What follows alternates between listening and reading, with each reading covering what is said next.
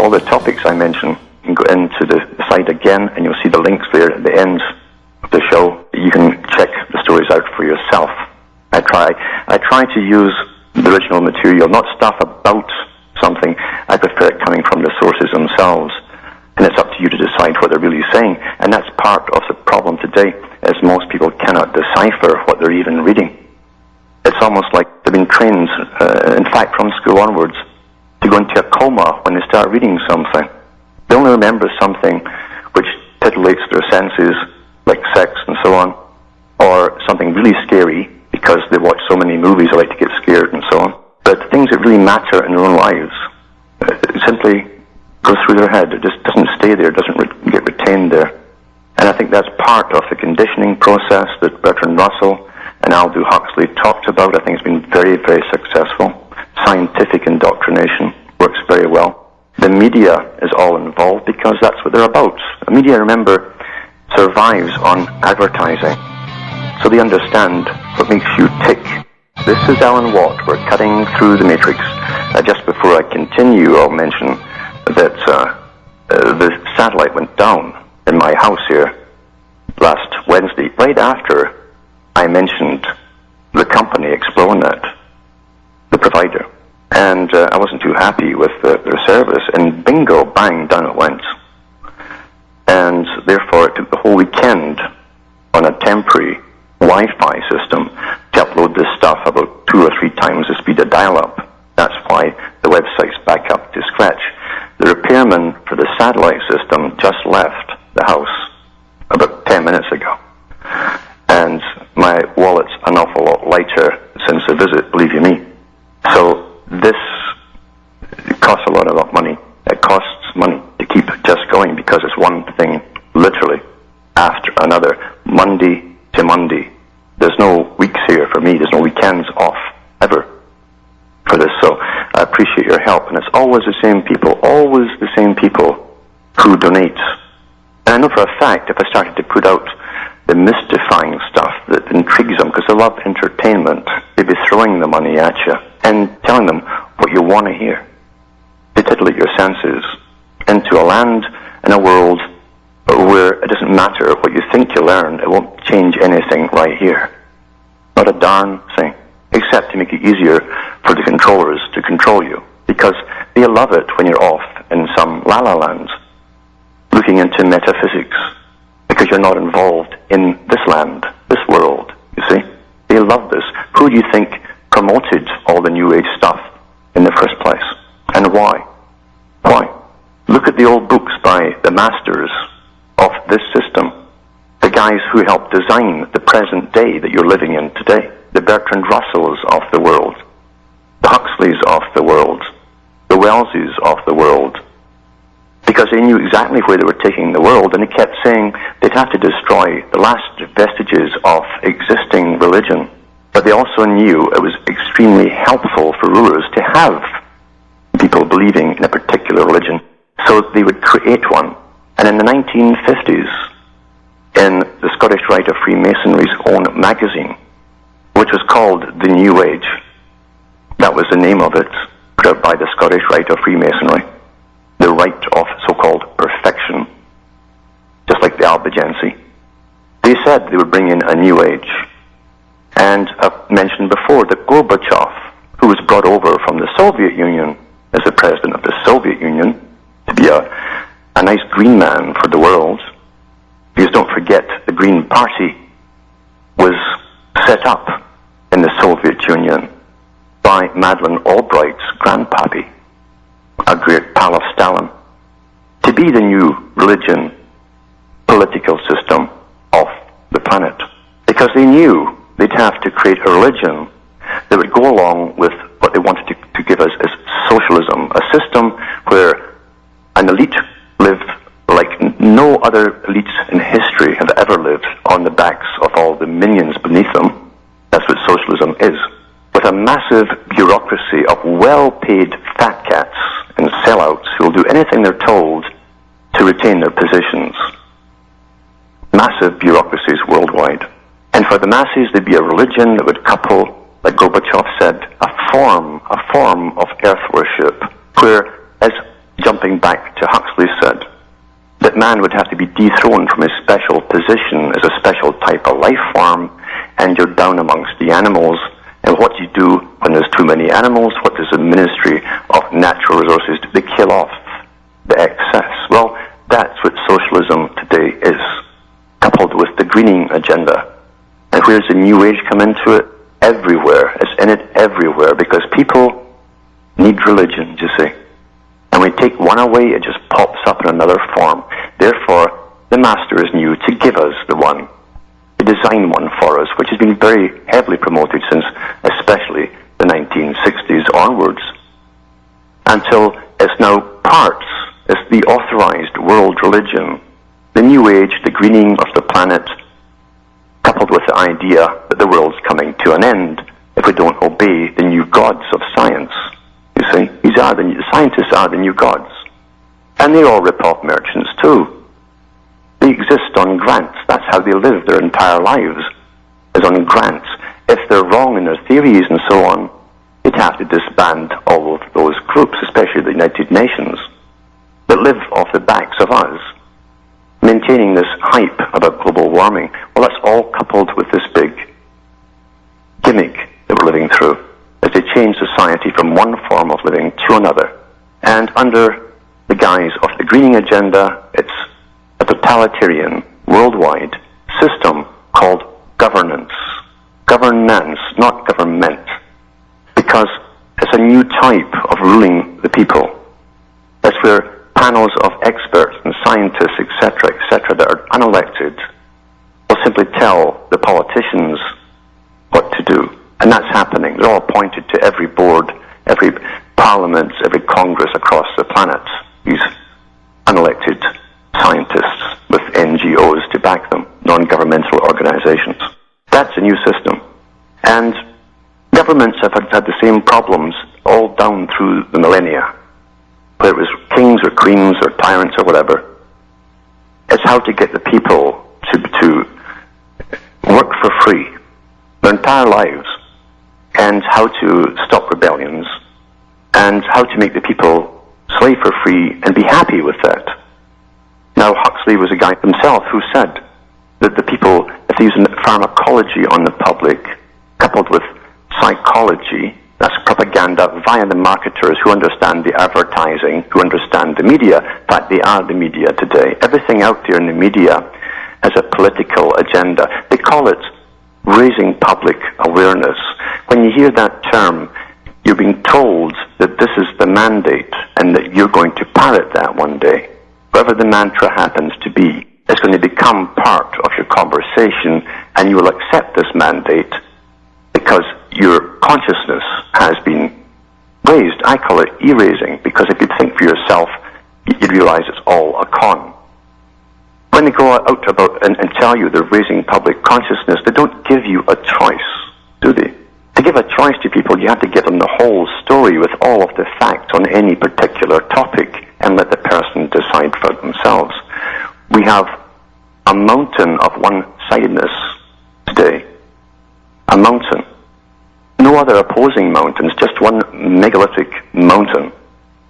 It's giving us all the spiel that comes across the mainstream media that parrots all back to us until we were all parroting as well. This is the techniques, they call it, the techniques of indoctrination, which are used perfectly today, perfectly, by mainstream media. And it's been that way for an awful long time, coupled with the fact that every new raising of public awareness starts with the school children. That's called indoctrination and idealism, for those who don't know that. When governments are indoctrinating children into a form of idealism, that is not what you normally take for granted as being given an education. That's being given an indoctrination. When you bring politics and agendas into the classroom, you are no different than any totalitarian society in history. No matter how you try and justify it, no matter what nice phrases you use, like it's for the common good and the welfare of all, etc., evil is always dressed up as a beautiful thing. Because most folk, 80% of them, believe the front facade of the cake. As soon as they see it, they can't get any further, unfortunately. And when Bertrand Russell said in the 50s, the 1950s, we shall have to bring Madison Avenue on board because they understand the techniques, the Bernays techniques of making you do things you wouldn't normally do, or making you want things you normally wouldn't even buy. Advertising is a faith system, a faith-based system. That's what they sell you as hope. Hope. Everybody goes up through the same milestones in life. At certain ages, you hit a certain milestone, and you worry about this, you worry about that, and there's the marketers ready to hit you and clean you out by selling you hope. And for every fear they can drum up, they'll sell you a bunch of hope to go with it. And it never fails. Today, it's the whole greening agenda. And everybody in the media is on board with it. We're going to save the planet, but it's going to cost you. We're going to make it sure it goes green and stays green. We've got to stop global warming. We've got to stop terrorism. But you've all got to give up all of your rights in the process to do so. It's the mantra. Government is taking us, as I say, where government has always wanted us to go. That's why Orwell mentioned it in Animal Farm, where the humans say to the pigs, we've been trying to get the animals to work forever for free. You've done it successfully. Congratulations. I am Alan Watt. We're cutting through the matrix. As I say, there's very few programs out there that doesn't have a spin or some other object to take you to. I'm not taking you into a religion. I'm not fronting, as I say, for a non-governmental organization. And believe you me, there's lots of sites out there, websites, well-funded websites, where if you simply look at what they're doing and what they're complaining about, often using the same kind of topics that I bring up, their goal is socialism. So regardless of it, they're all on the same path of globalism and socialism. And it can be very deceptive for people who don't know what they're getting into when they look up all of these different websites. Just look at where it would take you, that's all you have to look at. And look into who funds them and who their contacts are and their fellow NGOs and all the rest of it. It will tell you all you need to know. As far as I'm concerned, you can't trust any of the big religious guys out there because it's been well publicized in all major media and exposés since the Bush regime got out that they brought them all on board. Their top pastors and ministers were all on board with the war agenda, and their job was to bring their flocks along. That's why it's so beautiful. I remember reading a lot about communism and how they loved existing organizations with lots of followers, because all they had to do was put someone in as a helper who'd worked their way to the top, and now you're in control of thousands, maybe even millions of people. Because you see, followers are that. They're exactly that. They're followers. And they used the big religions massively, trying to convince the public and their followers that this is God's will. All these ongoing wars, etc., is God's will. I've seen supposedly Christian sites where people are talking about going to war for Jesus. Can you believe it? You wonder why outside of the U.S. the people are scratching their heads when they hear that kind of stuff. How on earth can people be so brainwashed by politics and leaders that they bypass supposedly their only leader and ignore what their only leader ever had to say? It's astonishing. And it works. On the weekend, I watched a disc. It was called Control Room. And it went through I hate to even call it the war in Iraq, because to me it wasn't a war. If it was a war, it was awfully one-sided. And it's done from inside the control rooms of Al Jazeera. And you saw them speaking with the PR man for the US government and all the rest of it, the military guy. And how they explained propaganda and how it works on both sides, etc., etc. But you see, the first thing that struck me was the way it was presented to the Iraqis to just, for Saddam, is to accept that. Now, if you're a bunch of supposing you went into some, because folk recognize movies today, they can't think, because they don't read history books, so they can't think about history except what comes from movies. So let's liken this to ancient Rome. Have you ever seen people going in to bring a democracy into a people and telling them they're going to get bombed all to hell if they don't give up the guy who's dominating them? It's like saying we're going to slaughter all the Romans if Caesar doesn't run away. And yet that's exactly what Rumsfeld and Bush did. Now remember, Rumsfeld and Cheney and so on were students of Leo Strauss, who actually was a Nazi Jewish guy. Lots of them came over before the 40s who believed in eugenics, and they truly believed. I've got a whole bunch of the names of the people who were involved in eugenics who simply left Nazi Germany when they realized that they were also on the list. They didn't expect to be on the list, these guys. And Strauss came to the States and taught at MIT. And he taught guys like Rumsfeld and Cheney into basically Nazi type. So remember, Nazism is socialism doctrines. And Strauss believed that things were very clear-cut, black and white. He loved Gunsmoke. He loved to watch Gunsmoke because it was, here's a bad guy with a black hat and here's a good guy who wears a white hat. It was that simple to him, you see. And when you get back to what happened in Iraq, this new American Century group that we're all members of, with Straussman at the top as the big guru, they literally said, and it broadcast this on the air, you'll see a broadcast in that movie Control Room. Saddam's got 2 days to get out of town. Right out of the westerns. Right out of the westerns. And so here's a people supposedly dominated by a guy who will slaughter them if they don't obey. So they're going to free these people and bring them democracy by telling the guy who's dominating them to get out of town. If he doesn't, they'll slaughter the people. What ridiculous, there's no logic involved in this at all. Then I transposed it, the idea hit me.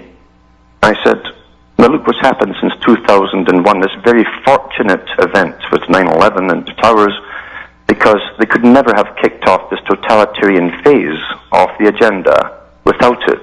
And by God, have we really gone along with it as we get entertained to death.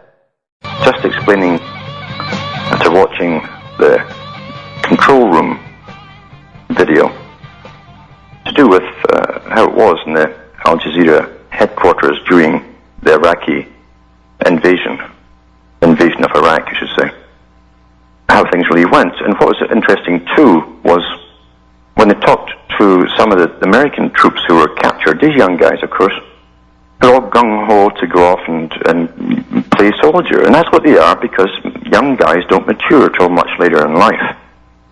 1 minute they're chasing around trees and going bang, bang, you're dead. The next minute they're dressing up just like the video games and just like their heroes in the movies, the tough guys, with real weaponry. And that's as far as they think. They don't think beyond that. So they ask these POWs, why are you here? Why are you over here killing us? And one guy said, well, I was told to come. I thought, what a great excuse, you know. I was told to come here. It kind of made me think of the bulk of the population in all countries that put up and go along with everything that's done to them by governments. They just tell you to go, and you go. And why were you here? I was told to come here. Another one who'd learned his lines well through the very fast indoctrination they get, he said he was there to spread democracy. And that's what the guy said to him. You're killing people. So the option for democracy is we'll kill you unless you accept democracy. And I thought about it too, that this young soldier obviously hasn't a clue about democracy, because he would have asked a simple question, do we have that back home? And the answer would obviously be no. So a form of indoctrinated madness, and that is what you have in brainwashing, works very well, incredibly well. That's what you'll hear coming out of brainwashed people in controlled situations, is they're downloading They'll answer you according to what they've been downloaded with, and they haven't thought beyond that download, believe you me. And to all the other ears around them, it will sound weird, their answers and their excuses, but to themselves, because of indoctrination, it sounds correct. We've heard this before, the same kind of stuff, at the Nuremberg trials. I was just doing my duty. I was just following orders. And you know, even Martin Luther King said something, a few things actually that were poignant, but he said, no one should obey an unlawful order. And no one should obey laws that were unjust. Unjust. As we go deeper and deeper into this very well planned, worldwide socialist agenda that's been worked out for a long, long time by the Fabians and all the other foundations that work with them. The parallel government, as it's called by those inside of it, sometimes openly. As we go deeper and deeper into it, a strange thing happens. People, those who are more easily conditioned by propaganda will immediately succumb to the propaganda. They'll start parting global warming without even checking a thing out for themselves. They'll start spying on each other, or if their neighbour's watering the grass, because they're saying in America and Canada, where it's poured all summer long, do you know there's people in Africa who don't have enough water? And you're supposed to cut back watering your lawns. In Canada, where it's rained all of June and July for the second year in a row. See, what I'm saying is logic doesn't work, doesn't come into the equation of brainwashing. Doesn't need to come in. People will literally, that's why they could write thousands of years ago when they wrote Revelation in the Bible. And believe you me, it was the Gnostics that wrote that part. In typical Gnostic language. When they talked about how people would turn on each other. Why was that? And even children would turn on their parents. Why was that? It's because it's been done before in ancient times. These techniques were known in ancient times. The world's a very, very old place, you know. And kings and tyrants have been around for an awful, awful long time. And when one tyrant goes down, there's a whole staff of bureaucrats and advisors move to some other tyrant and give him the inside scoop on how to dominate the public even better. These are old sciences, old sciences, because they understood and understand today how the general public think. Terrible, isn't it? Most folk don't know they're brainwashed. That's the beauty of it. The ones who are brainwashed don't know they are brainwashed. There's ads on Canadian television now from greenies, paid for by the government now, who come on and tell you, as they stand next to a lake, that the world's running short of water. And with the massive increases in population expected by 2050, there's going to be massive problems. And you look at these young people that have come straight through school into college, parting this, and all that's missing is the swastika on the armband. That's all that's missing, or the hammer and sickle, because you see they've already had the ideological indoctrination, and it works. It works perfectly well.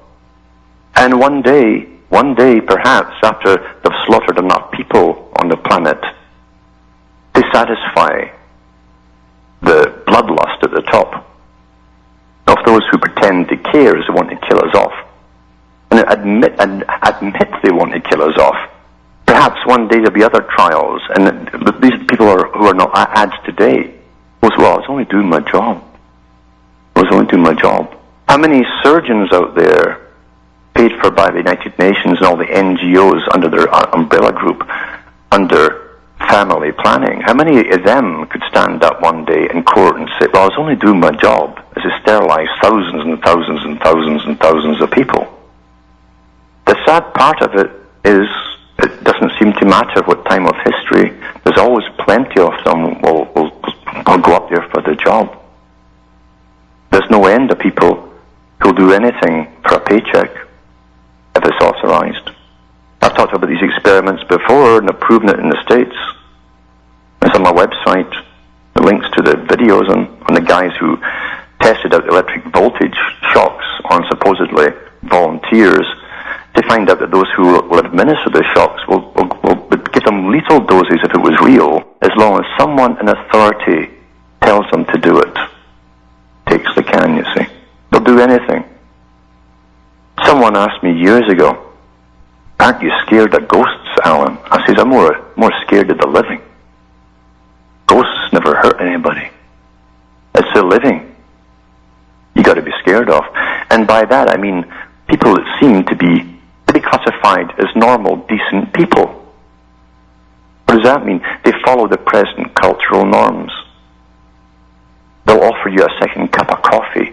They'll ask you if you're okay. These are the same people who can be turned so quickly into ratting on each other that they're doing in Britain and elsewhere, because they're brainwashed and they cannot think for themselves. They can't think through any particular problem or topic, and they will never check up on any topic for themselves.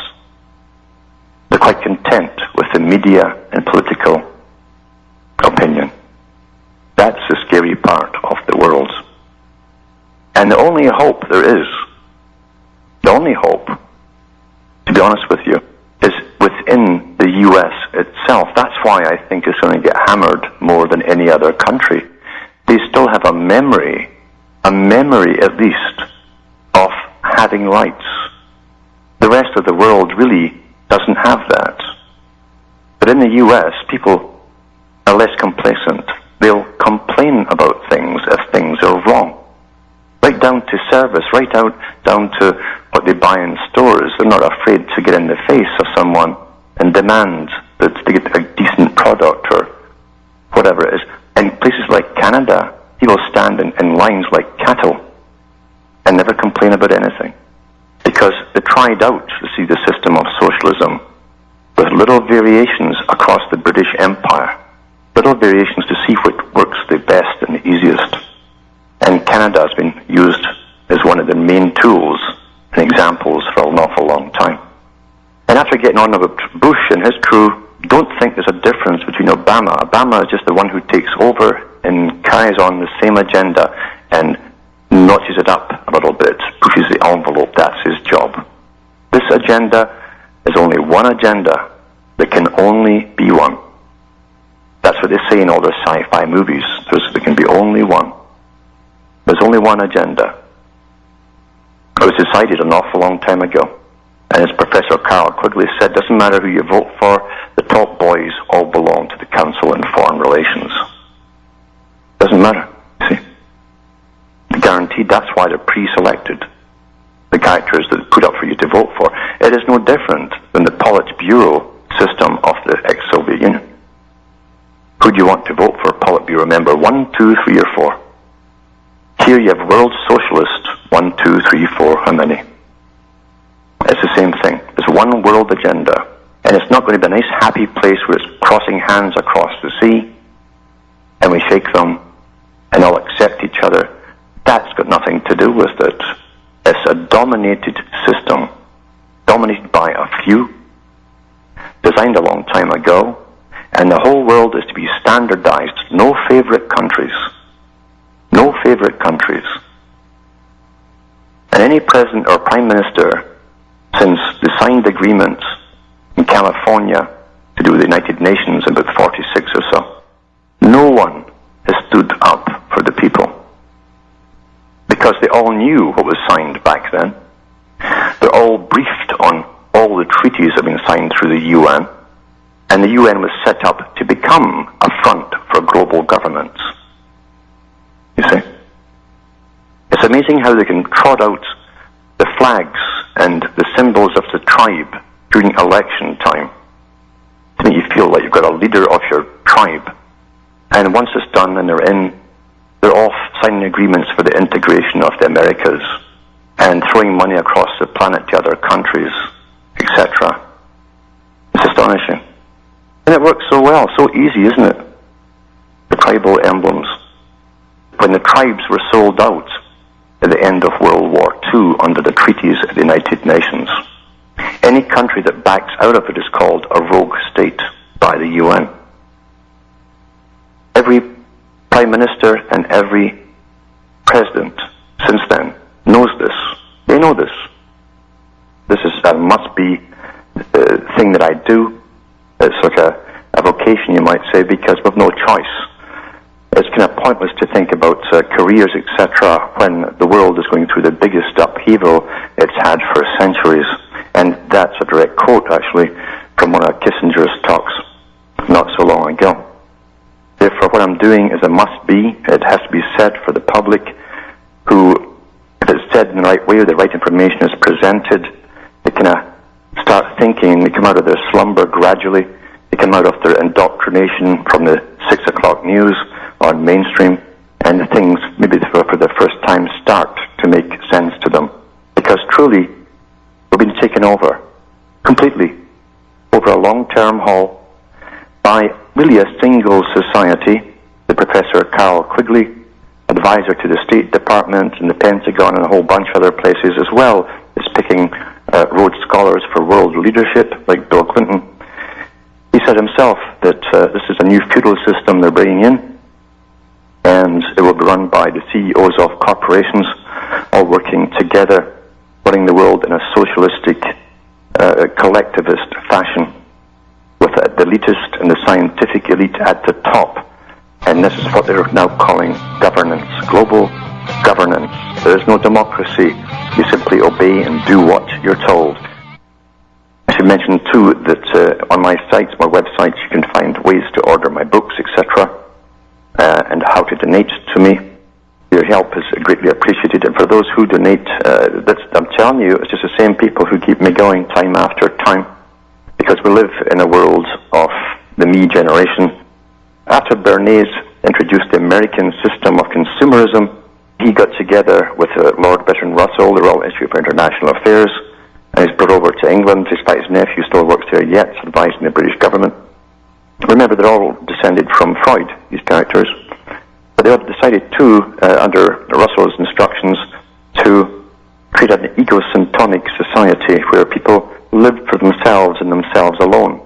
So the world would revolve around them, and they'd be hedonistic. That's what Russell said. That's why they brought Bernays over, to get his technique applied through school, through education, through media, entertainment, etc. Because part of the problem was for government to come in a totalitarian collectivist system, which they planned a long time ago, over 100 years ago. They had to abolish cohesion amongst communities. And what they did there, by the way, was so easy. They simply brought in government agencies to help in welfare and stuff like that, Meals on Wheels, where people used to meet each other, help each other out, and so on. That was the start of it. And now when someone loses their job or hits hard times, even their neighbours will say, well, there's always welfare. See, that destroyed community. So government took over the responsibilities and of the community, helping each other out, which is all part of the bonding process. Natural, kind, decent things to do. Because when it's your turn and you're in trouble, they'd help you out as well. The role of government is to make sure that they eliminate all outsiders, and that also includes insiders, family members, to destroy the family unit, so that government, when it comes down to you with your number, there'll be no one to stand up for you at all. That was planned, written about, as I say, read the Russell's books and all the rest of them. They talked about it, and have never, ever gone off track with their plans and their agendas. When they make them, they follow them right through to the end. And we've all seen the trends in the last few years since 9/11, the big kickoff for the New World Order. That's what it was for. Worldwide, we've seen the big transition into getting the public to accept torture through even movies and dramas, serial dramas on television, where you actually see some people shooting detainees in the leg. Of course, it's a good idea because they must get information to save the bridge from getting blown up and stuff like that. But that's all to condition you. This is a different society you're now in. It's called governance, as I said. It's where you jump when you're told to jump and you obey, or they'll fry you. They'll literally fry you. They'll electrocute you with their cattle prods, which they call tasers. I hope people really understand that that's what they're using on the public. Cattle prods. It's a different name. Because, you see, H.G. Wells said a long time ago that he and many others who wrote fiction and non-fiction, he says, through our fictional work. Same with Arthur Koestler, who worked and admitted eventually for MI5. Koestler said that, and Wells said, they tried for 50 years to change the mindset of the populations into how they should be thinking, meaning what they wanted you all to think through fiction. And Wells was complaining that they'd have to go much harder and become more brutal with the beasts, basically. That's the general population, to speed up the process, because the propaganda technique, the insertion of predictive programming in novels and movies was just getting too slow. There's nothing happening today that wasn't planned and discussed, and the ways of implementation gone through in minute detail a long time ago. Look at the Rand Corporation. Everybody's name on the planet is in there.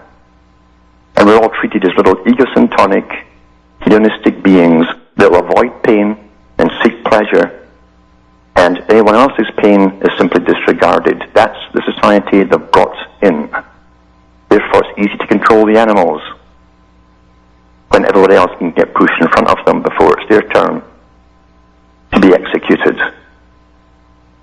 The Washington Post wrote an article, August 26, 2009, CIA releases its instructions for breaking a detainee's will. Now remember, don't think for a minute that detainees are simply about over there. The reason you've had so many articles about torture overseas in camps and so on is to get you used to the idea, because it's shortly coming here. It's to familiarize you with it. And it'll be just like the Soviet Union. When they come for your neighbor, you will say automatically, even though you thought it was a nice guy, you'll say, well, they must have done something wrong. And that's all you'll think about it. That's how it worked in the Soviet Union. It's coming here. It says by Joby Warwick, Peter Finn, and Julie Tate. It says, as the session begins, the detainee stands naked except for a hood covering his head. Guards shackle his arms and legs and then slip a small collar around his neck. The collar will be used later, according to CIA guidelines, for interrogations. It will serve as a handle for slamming the detainee's head against a wall. This is official stuff. After removing the hood, the interrogator opens with a slap across the face to get the detainee's attention, followed by other slaps, the guidelines state. Next comes the head slamming or walling, which can be tried once to make a point or repeated again and again. 20 or 30 times consecutively, as bashing your head against a wall. Is permissible, the guidelines say, if the interrogator requires a more significant response to a question, and if that fails, there are far harsher techniques to be tried. 5 years after the CIA's secret detention program came to light, much is known about the spy agency's decision to use harsh techniques, including waterboarding. That's when they try and drown you, to pry information from alleged Al-Qaeda. And it is alleged because we've had exposés on national television where the troops went out and rounded up whole bunches of people and brought them all in for interrogation, just crowds in the street, just grabbing them. They fulfill quotas. It says now with the release late Monday of guidelines for interrogating high-value detainees, the agency has provided, in its own words, the first detailed description of the step-by-step procedures used to systematically crush a detainee's will to resist by eliciting stress, exhaustion, and fear. The guidelines, along with thousands of pages from other newly released documents, all show how the CIA gradually imposed limits on the program and eliminated some of the most controversial practices after the agency's medical advisors protested. So they're scared of having too many deaths in their hand. They have a lot of deaths in their hand, by the way, but nobody gives a damn because it's a defeated country they were doing it in. See? Still by December 30th, 2004, the date of the CIO memo that outlines the guidelines to the Justice Department's Office of Legal Counsel, agency interrogators had grown adept at using sleep deprivation, stress positions. That's when you're crouched in a little cell and you can't sit down. You stand 24 hours a day and you just can't even get down to sit. And sometimes multiple methods to create a state of learned, now this is very important for everyone that's listening, a state of learned helplessness and dependence. Because this state of learned helplessness and dependence is being used across the world as to get used to obeying cops and military uniforms and all kinds of home security, etc., etc. They want you to feel completely helpless and dependent on being told what to do. You become dependent on your abusers. This is a technique not just used within the prison camps, but it's also outside as well. You're all being trained. And all this hullabaloo about terrorism was utter rubbish from the beginning. For a world society, and as was said years ago, for a world society to come in, they'd have to find a substitute for war, because they'd have to bring in a world state. You always find enemies within. That's what the Soviet Union did. Once they'd won, they had to find enemies within, terrorists within, you see. That's standard procedure. But the average person, when they see all these cops out in force and these guys in uniforms and combat gear with machine guns and so on, that's teaching you to be fearful. A state of learned helplessness and dependence. Don't forget that. So certain interrogation techniques place the detainee in more physical and psychological stress, and therefore are considered more effective tools, according to the memo released from a Freedom of Information Act lawsuit filed by Amnesty International USA and the American Civil Liberties Union. The CIA on Tuesday declined to comment on the memo, which was written by an agency lawyer whose name was redacted from the document. But agency spokesman George Little noted that the interrogation program operated under guidelines approved by top legal officials of the Bush administration's Justice Department. Well, we know who they all are, because I've read articles before on this. The program, which always constituted a fraction of the CIA's counter-terrorism efforts, is over little said. The agency is, as always, focused on protecting the nation today and into the future. We're cutting through the matrix, reading an article from the Washington Post to do with torture, which is still ongoing, by the way. It says here, as outlined in the memo, the agency's psychological assault on a detainee would begin immediately after his arrest. With blindfolds and ear muffs, he would be deprived of sight and sound during the flight to the CIA's secret prison. You know, this is the stuff that people used to have rebellions over in previous centuries, with their secret courts and their secret prisons and their secret torture and all the rest of it. It says here he would have no human interaction except during a medical checkup. I guess that's true, because the brutes would be slamming his head against a wall. You can't classify as human. But there's lots of them. In the initial days of detention, an assessment interview would determine whether the captive would cooperate willingly by providing information on actionable threats. They've had programs on television, as I say, where they just were out to fill the quotas, just like Vietnam. They start shooting at anybody at all around them just to get the number count. And I've put video links up about that too from guys who took part in it. Same thing here. They have to get a quota every day or every week, and they just go out into the crowded streets and grab people and pull them in. People who knew nothing. It says if no such leads were volunteered, a coercive phase would begin. So that's the kind of world, you see, we're getting used to, because to bring in this new world order that Fabian socialist, Mr. Prime Minister Brown and all the other Fabian socialists that want depopulation and a controlled, limited population and an obedient population, they have to use the brute force now. And it's fear they're using, plus coercion by threats of using force on the general public in every country. And they're making sure we all know about the tasering incidents and the fact that nothing happens to any of the cops that use them. That's a message to us, you see. Different times, things have changed. And they had to kick it off. As I say, the century of change was talked about by academia and the eugenicists, now called bioethics committees, etc., in the last century. And they said that this would be the century of change, when all of this would change. What do you think century of change means? It's a completely changed system. Because brute force must be used with the brutes, you see. We're not people anymore, we're just simple brutes who don't know any better. And that's how you manage simplified and simplistic brutes, you see. And people are getting conditioned to put up with it, because it's going to get an awful lot worse as they rush ahead. There's an article out of Montana, it's called the Bozeman Daily Chronicle. August the 27th. Oath keepers aim to curb federal power.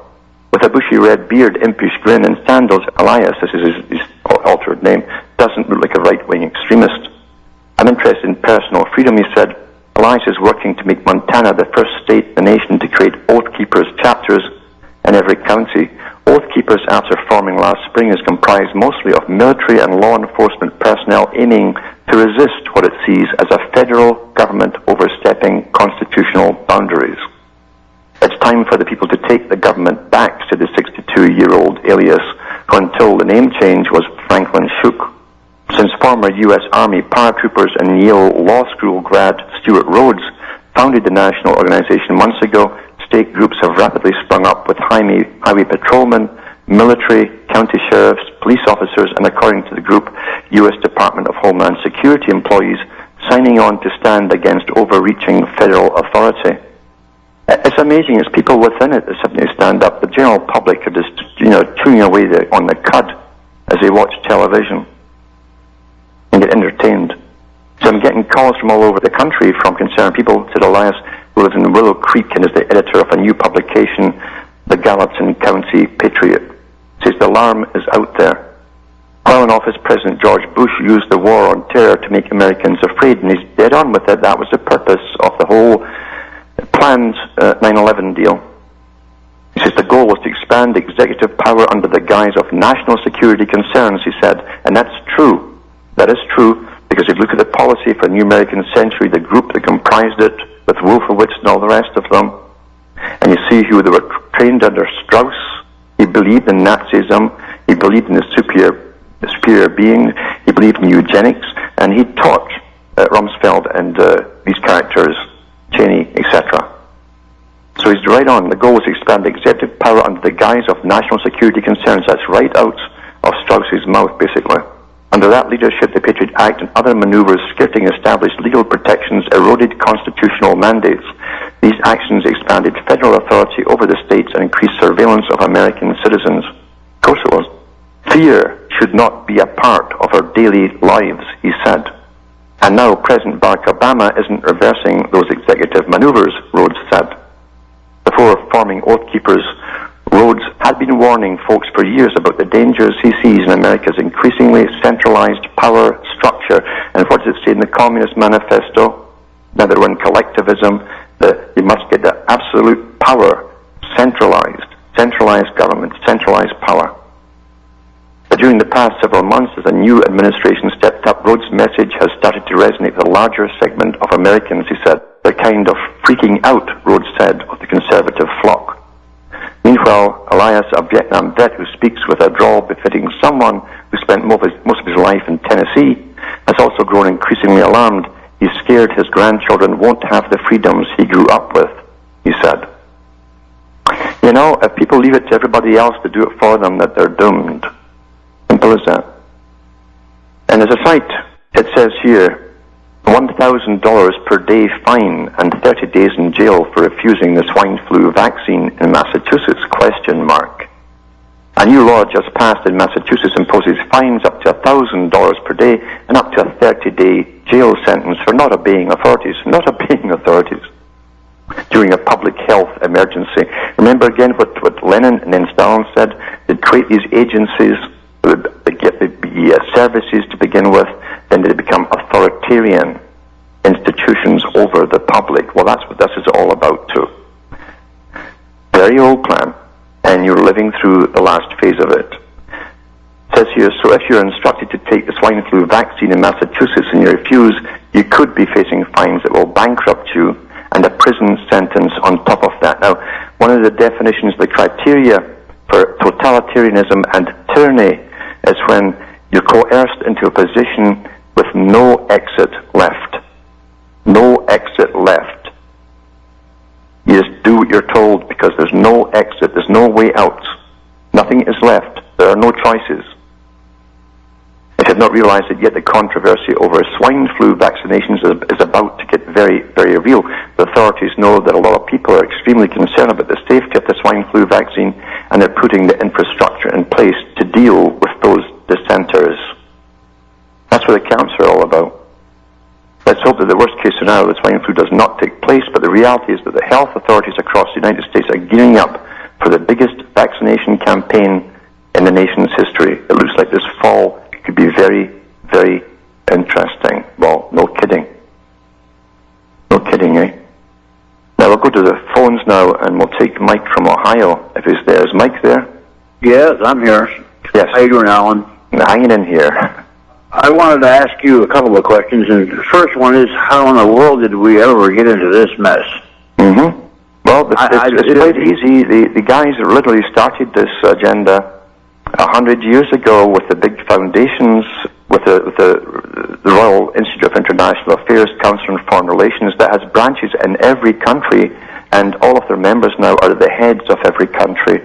And they did it in a Fabian style of training people intergenerationally to accept small changes, but when you add them all up over 60 years or 70 years, they've turned your society upside down. If they'd done it all at once, people would have rioted and rebelled and overthrown them, but you accept all the small changes incrementally, and until they've arrived. That's what that's what Fabian socialism means. Yeah, that's what I was thinking, you know, but I just still can't. I, myself, years ago, I'm a Vietnam vet, and I noticed things, and I'd say things to my parents about, you're not, you know. But 20 years ago, I said sooner or later there's going to be a revolt in this country with the things that they're, the taxes and everything else all the other little things that they're doing. Yeah. I've noticed it, but I never ever would have dreamed that I'd see things happening like they are in these days, you know. Yes. I mean, think of it too. I mean, it's one thing after another. As I say, in the last few hundred years, we've never had so many crises, real or imagined, thrown at us since 2001. Coming plagues, it was bird flu, that faded away, that went away with the birds. And then a swine flu, a bank crash planned, of course, to rape the public. You're right. Hold on, and we'll come back after this break. We're cutting through the matrix, talking to Mike from Ohio, who asked me the question, how on earth did we get here? And to be honest with you, again, scientific indoctrination, and that also includes entertainment, big part of it. Just enjoy yourself, be happy, don't think about anything else. Plus, they gave them for 20 years of throwing credit cards at them and allowing them to go and play and buy things. While all of these big institutions were setting up, they didn't notice the massive police forces, really an army getting built up inside under the guise of drugs, now with helicopters and tanks and all the rest of it. They didn't notice these things. They noticed very little outside the mainstream media. And it's very true what Brzezinski said in his book, Between Two Ages. The public will shortly be unable to reason for themselves because they were training them then only to believe the mainstream media, and that's all they would talk about. If you saw something with your own eyes and tried to explain it to someone, they'll ignore you if it wasn't on mainstream. You know, scientific indoctrination. You still there, Mike? Yeah, I'm here. Alan, how do you think would be the best way to resist this when it starts to actually rationalize out in the streets, like with these the Obama's spy brigades and all that? Oh yeah, absolutely. I mean, really, the way to resist it is just to nip it in the bud before it really gets off the ground. When anything gets off the ground, it's generally too late because your back's against a wall. They're all throughout society, and the public again adapt very quickly to new changes, and they just seem to accept it, and then they regret it much later on. You've got to nip these things in the bud and say that they're unconstitutional. You can't have secret societies or juvenile cores of anything, whether it's Young Communist League or Hitler Youth or Obama's Youth. It makes no difference. It's all the same thing. It's got to be stopped now, and it's got to be by the will of the people, because once it gets to the streets, the reports that came out of the US and British military think tanks for the next 30 years predict massive rioting and so on. Why did they predict it? Because they knew before they wrote it they were going to crash the banking system. They knew they were going to contract the food supply, restrict it, and they knew that they were going to bring us down into a state of simpler living, which literally means third world poverty status. So that's why they wrote this. And people were sitting, sleeping all through it and spending the last of their credit cards when all this was being said and done. Yeah. Do you remember after World War II what happened to the people that was running the newspapers in Germany? They were running them. I believe they did hang a couple of the newspaper editors after World War II in Germany, didn't they? Oh yes, they did. They had Lord Haw and a couple other ones. And in fact, by the way, people don't realize that one of the top Freemasons of Britain, who started the Ordo Templi Orientis, was actually one of the propagandists for the German media, and it turned out later he worked for MI6. That was Aleister Crowley. Well, and I was just kind of hoping that people would wake up. I'm seeing it slow but sure, but I don't think it's happening fast enough. It's not happening fast enough, and people literally should. Everybody's got to complain to all the right authorities, constantly, every day bombard them, and you tell them you're not standing for it. Well, I've tried to talk to people, and some people are receptive, and others look at me like I'm nuts. You know? Oh, I know. Forget the ones who watch mainstream. I don't even waste time with them. You've got to help those who are thinkers. The rest of them are in the land of the dead. Their brains are dead. And it's the thinkers who end up being the doers and start motivating others to do the same. From Hamish, myself, and Ontario, Canada, it's good night. May your God or your gods go with you.